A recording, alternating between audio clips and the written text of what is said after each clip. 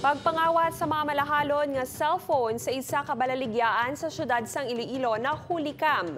Ini ang itutukan ni John Sala. Nakabatsyag sa gihapon sang trauma ang pila ka mga sales lady sa isa ka baligyan sang cellphone sa city proper area.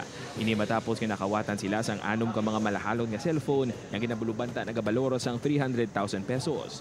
Istorya sa mga ini kaangay nga expert ang mga suspect bangod ang mga nakuha nga cellphone ang nabutang man sa estante nga nakalaka. Ito ka mga persona ang ginapatihan nga nagsalisi sa ila. Na-nervous na kami mo do gabi gidong kulbagap lang lapsi na kami. Tapos yung wala man kami itudlo. Kung sino ang nakakuha, ay wala man kami kakita.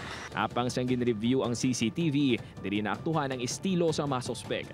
Makitaan sa CCTV footage ang isa ka lalaki nga nakaitom nga t-shirt nga nagapa-assist sa sales lady nga nakapula nga uniforme. Suno sa sales lady nga si Angelica, nagasibwano kuno ang lalaki kag kaangay nga ginapadugay sini ang ila istoryahanay. Makaligan ng pila ka minuto, duha pa gid ka mga lalaki ang nagsulod. Ang lalaking nakakalo ang nagdiretso sa istante sa dinahamtang mga cellphone. Ang isa naman ang nagpa-assist sa isa pa ka sales lady.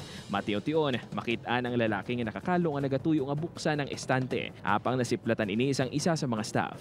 Matapos ang pila ka segundo, nagsulod man sa baligyaan ng isa ka babae nga nakaputi nga bayo kag lalaki nga naka-gray nga bayo.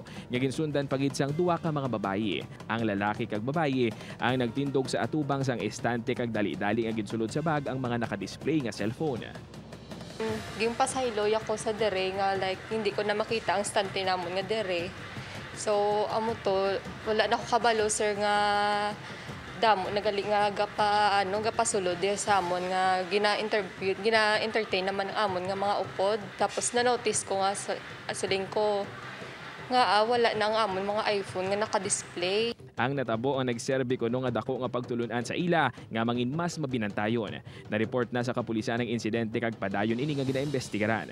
Suno sa tagdumalahan sang baligyaan, handa sila nga maghatag sang 50,000 pesos nga reward money sa mga makatudlo sa mga sospek.